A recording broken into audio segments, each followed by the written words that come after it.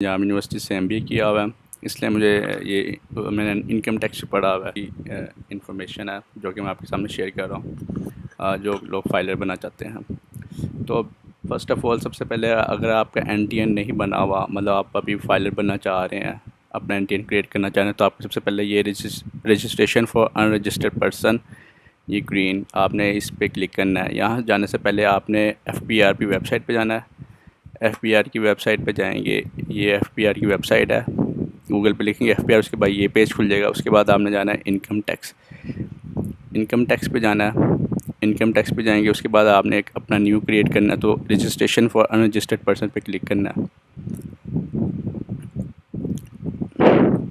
ये registration for unregistered person click हो गया। उसके बाद उन्होंने, ये सिर्फ उनके लिए जो न्यू रजिस्ट्रेशन है, जो जिनका उनसे पहले कभी एनटीएन नहीं बना, आपने अपना CNAC लिखना है।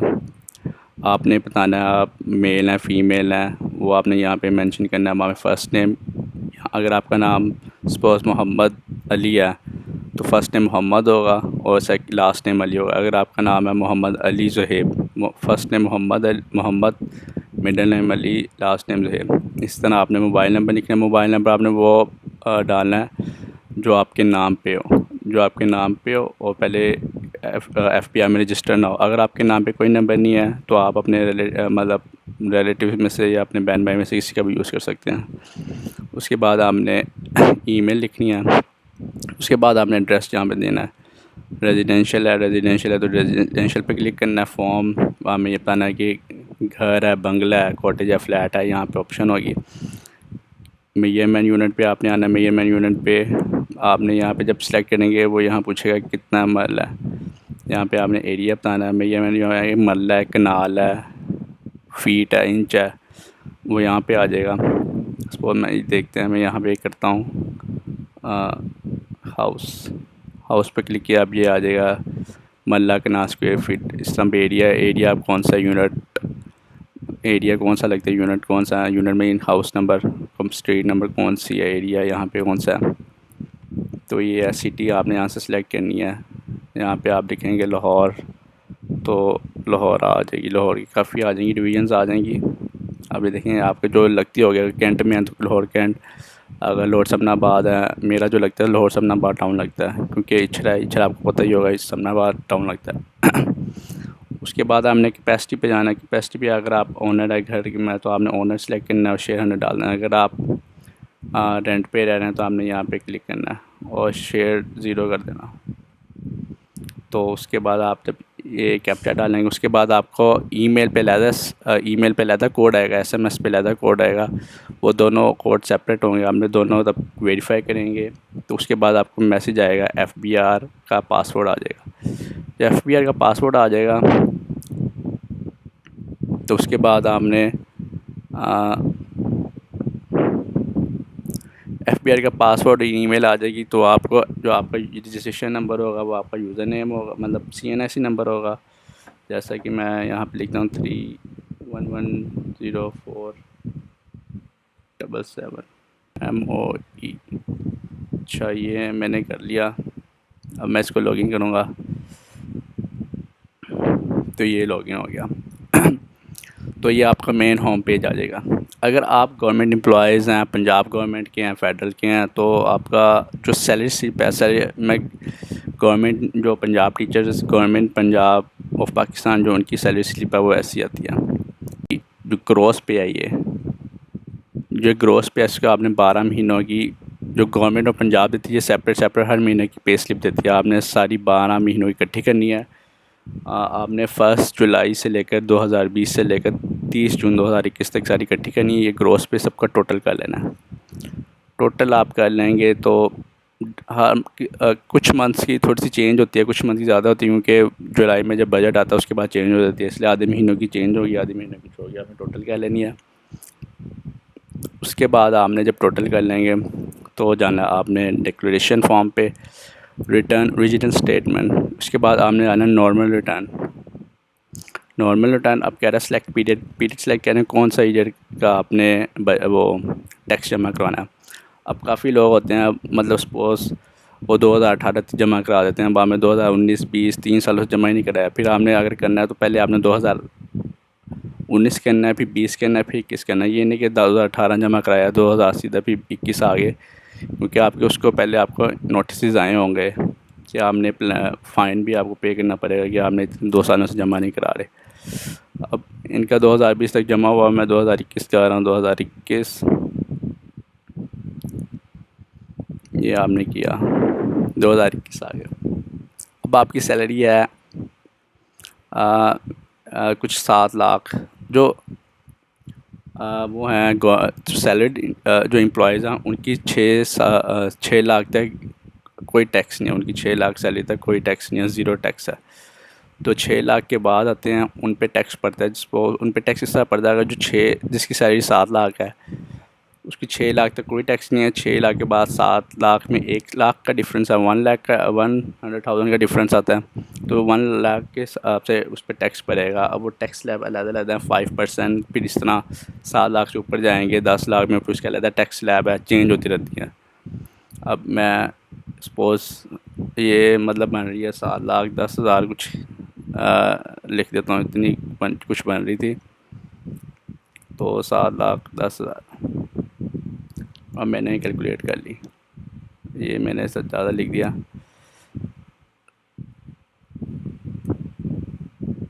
ये 7 लाख 10,000 मैंने लिख दिया इधर। उसके बाद आपने जाना है सैलरी स्लिप पे, यहाँ पे लिखा होगा एग्जेम्प्टेड 1417, कुछ भी हो सकती है, डिफरेंट अमाउंट से। ये सैलरी स्लिप आपने लेनी है जो आखिरी महीना उसकी लेनी है आपने। 1400 कुछ भी अमाउंट है वो आपने लिख देना। 1410 एग्जाम्प्ट इसलिए आज होता है, इसमें मेडिकल अलाउंस भी ऐड होते हैं, उनकी पेमेंट वो भी ऐड होते हैं, इसलिए जो मेडिकल अलाउंस है वो टैक्सेबल नहीं होते। कुछ परसेंट 5 या तो वो एग्जाम्प्ट होती है अमाउंट, तो हम उन्होंने वो लिखा तो हम वो एग्जाम्प्ट कर देते हैं। उसके बाद हम देखते हैं, ये हो गया। उसके बाद अगर आपकी प्रॉपर्टी है, अगर आपकी प्रॉपर्टी में से कोई रेंट आ रहा है तो रेंट रिसीवेबल मतलब आपको कितना रेंट मिला है, यहाँ पे आपने लिखा है आपको कितना रेंट मिला है साल का।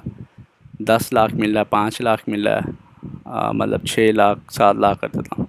अच्छा ये भी मैं बताना चाहता हूँ, जिस तरह सैलरीड में अगर आप 7 लाख 10,000 लिखेंगे उसका एक अलग टैक्स है, वो कम है। अगर आप रेंट से रिसीव कर रहे हैं 7 लाख 10,000 वो टैक्स ज़्यादा है, क्योंकि वो रेंट से आप कर रहे हैं, आपको मेहनत नहीं करनी पड़ी, इसलिए उसका टैक्स ज़्यादा है। तो सपोज एग्जांपल मैं ले देता हूँ 6 लाख मेरा साल का टैक्स आया 6 लाख, तो वैसे आपने लिख देना। लेकिन इनका कोई साल का टैक्स नहीं है, मतलब इनका कोई रेंटल इनकम नहीं है, इसलिए यहाँ पे हमने लिखा है रेंटल इनकम जो आपको महाना मतलब एनुअली जो आपको मिल रही है, टोटल करके आपने लिख लेना। वहाँ में इसकी एडजस्ट हम चार्जेबल पे करेंगे। अब लेकिन इनकी कोई रेंटल इनकम नहीं, इसलिए हम यहाँ ज़ीरो पे कर देते हैं। अगर बाय डिफ़ॉल्ट आपने कोई अमाउंट गलत लीजिए तो आप ज़ीरो लिखेंगे, बाद में आप कैलकुलेट करेंगे, वो 2 दफ़ा आपने कैलकुलेट नील हो जाएगी, ठीक है।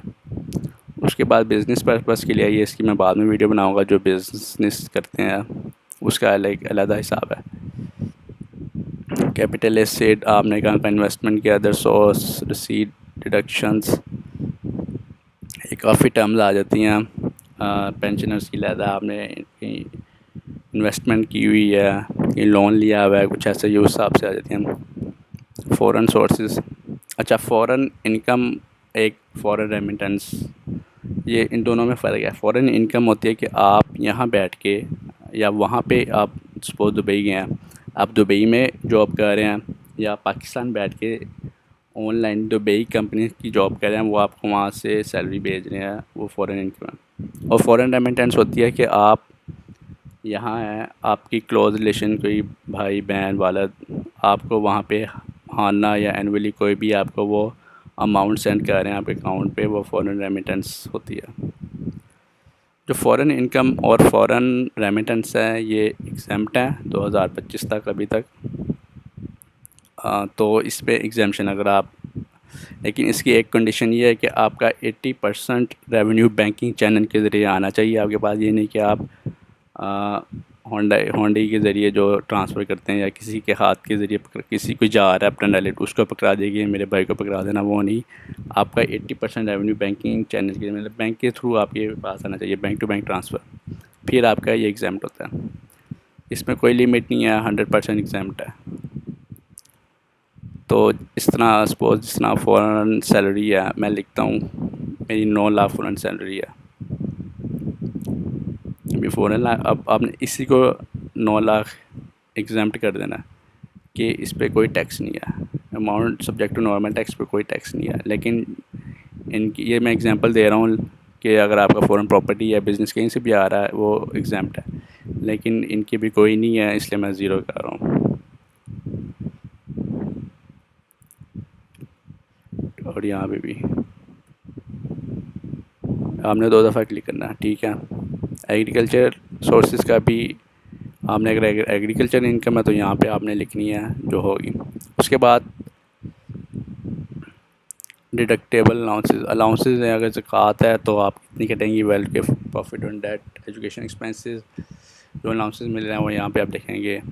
टैक्स डिडक्शन में आ जाता है फुल टाइम टीचर हैं गवर्नमेंट के, तो उन पे 25%, पहले ये 40 था कुछ, तो ये 221 में 25% है। अब इनका सपोज़ ये जो मैंने अभी सैलरी मैं फ़ाइल कर रहा हूँ ये टीचर्स की है, गवर्नमेंट टीचर्स हैं, तो इनका कंप्यूटेशन पे ये इनका बन रहा है 5430, 5430 5430 बन रहा है। अब आपने इसमें से 5430 का 25% लेना है। ये मैं लेता हूँ अपने मोबाइल कैलकुलेटर से, 5430 मल्टीप्लाई बाई 25 डिवाइडेड बाई 100, 1357, 1357 आपने यहाँ पे एग्जाम्प्ट लिख देना है। ये सिर्फ एग्जाम्प्ट होने के लिए जो फुल टाइम टीचर्स हैं, गवर्नमेंट टीचर्स हैं। और इसमें ये कंडीशन है कि मेडिकल प्रोफेशन ही होना चाहिए, प्राइवेट टीचिंग मतलब प्राइवेट हु ड्राइव इनकम हो, प्राइवेट मेडिकल, हाँ प्राइवेट मेडिकल प्रैक्टिस से जो इनकम कमा रहे हैं वो इसमें नहीं आते, सिर्फ जो फुल टाइम टीचिंग कर रहे हैं गवर्नमेंट के वो इसमें आते हैं। तो ये मैं अब जो ये सैलरी स्लिप है जो मैं क्लाइंट कर रहा हूँ ये गवर्नमेंट थी, गवर्नमेंट है, तो मैं इसलिए मैंने यहाँ पे 25% डिडक्शन लिखी। उसके बाद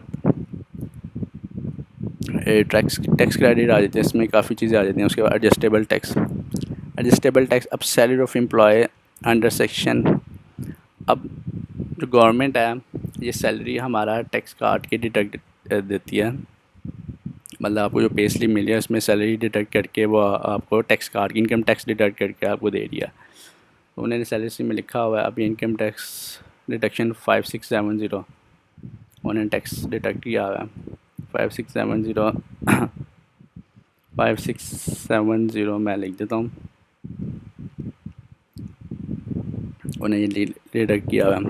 ये यहाँ पे सारी आएंगी डिडक्शन एडजस्टेबल, मतलब आपका टैक्स काटा हुआ जो जिसने काटा हुआ आपने वहाँ लिखना है। अच्छा, एडजस्टेबल टैक्स में आता है विद होल्डिंग टैक्स, एक एफईडी टैक्स भी होता है, फेडरल एक्साइज ड्यूटी, वो नहीं, सेल्स टैक्स भी, ये चीज़ें सिर्फ विद होल्डिंग टैक्स से इनकम टैक्स कहीं पे भी लिखा होगा वो आपने डिडक्ट करना है।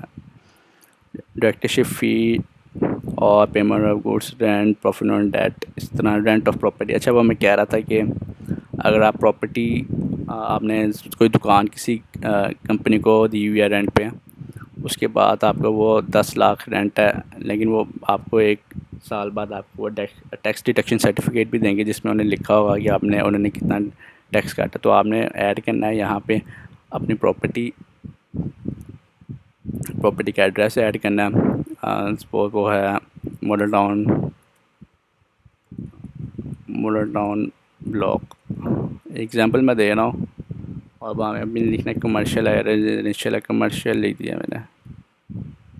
तो इस तरह अब यहाँ पे मैं लिखूँगा कि टोटल मुझे कितना मिला, कितना हो गया ये मैंने 1 लाख लिख दिया। मैं इसको 10 लाख लिखता हूँ, और उसमें से उन्होंने 10 लाख मेरी रेंट एनुअल रेंट था, और उसमें से उन्होंने मेरा मैं कर देता हूँ 120, एग्ज़ाम्पल दे रहा हूँ, 100 कर देता हूँ, 1 लाख कर दिया ने कि 10 लाख मेरा आमदन थी किराए की, और उसमें से उन्होंने मुझे 1 लाख टैक्स उन्होंने मुझे काट के दिया, मतलब उन्होंने जो टैक्स सर्टिफिकेट दिया। तो आपने ऐसे लिखना है, लेकिन इनकी कोई रेंटल नहीं, इसलिए मैं डिलीट कर रहा हूँ, ये सिर्फ मैं एग्जांपल दे रहा हूँ। अच्छा, मैं फिर कैलकुलेट किया। जब आपने कोई चीज़ डिलीट करनी है या ज़ीरो करनी है, आपने उसको कैलकुलेट करना है ताकि वो क्लियर हो जाए। उसके बाद कैश विड्रॉल फ्रॉम बैंक, आपने बैंक से पैसे निकलवाए हैं। आप बैंक से पैसे निकलवाने पे कैसे टैक्स पड़ता है? अगर आप पहले 50,000 से, अगर आप नॉन फाइलर आप 50,000 से ऊपर एक दिन में निकलवाते हैं तो आपको टैक्स पड़ता है 300 रुपया। अगर लाख से ऊपर जाते हैं तो 600 रुपया। तो विद होल्डिंग टैक्स वो करता है, वो आपने यहाँ पे लिखना है। वो आप ऐसे लिखेंगे, यहाँ पे डालेंगे, यहाँ पे अपना अकाउंट नंबर लिखेंगे 090000 जो भी है, अपना अकाउंट का करंट लिखेंगे, अपना अकाउंट बैंक का नाम लिखेंगे, HBL है पूरा लिखेंगे, एड्रेस लिख देंगे साथ, और करंट अकाउंट लिख देंगे इस तरह।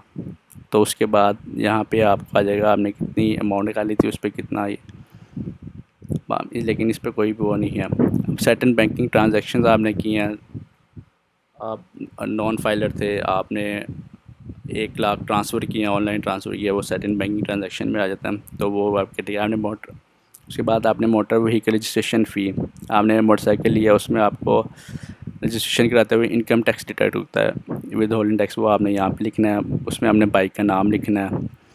इस तरह मोटर व्हीकल सेल किया, लीजिंग किया, पैसेंजर प्राइवेट व्हीकल, इलेक्ट्रिक, अच्छा जो इलेक्ट्रिक बिल है कमर्शियल है, वो भी अब टैक्स, उन पे भी टैक्स लग रहा है, उन पे तो टैक्स डिडक्ट होता है। लेकिन अब गवर्नमेंट ने क्या है, जो नॉन फाइलर होंगे उन पे जो नया रूल है लेस्को वालों ने, कि उन पे 25,000 से ऊपर जो बिल आएगा 7.5% टैक्स कटेगा, विद होल्डिंग टैक्स होगा। तो वो अगर आपका कटता है तो वो आपने यहाँ पे लिखना है। इसके बाद आपने टेलीफोन बिल, अगर आपका टेलीफोन है, PTCL है, कोई भी है आपका वहाँ से बिल आ रहा है, अब यहाँ पे आपने वो बिल नंबर डालना है 042000 जो भी है, फिर PTCL लिख दिया, PTCL लिख दिया। तो उसके बाद आपने यहाँ लिखना है कि कितना आपने साल में पे किया, 8,000 पे किया, 8,000 पे किया उसमें से, तो मतलब 300 मेरा टैक्स कट गया। तो आपने ऐसे 300 मेरा टैक्स कट, तो आपने ऐसे करना। आप इस तरह आपने एग्जांपल में देना, इसमें अगर सेल्फ मोबाइल फ़ोन है, आपका नंबर है, जोंग है, जैज़ है, टेलीनॉर है, वारिद, कोई भी है, उसमें आपने उनमें से भी आपका टैक्स कटता है, प्रीपेड एडवांस टैक्स। तो वो आपने अगर निकलवाना है तो आप उनकी एप्लीकेशन डाउनलोड करें, मोबाइल नंबर एंटर करें तो निकलेगा।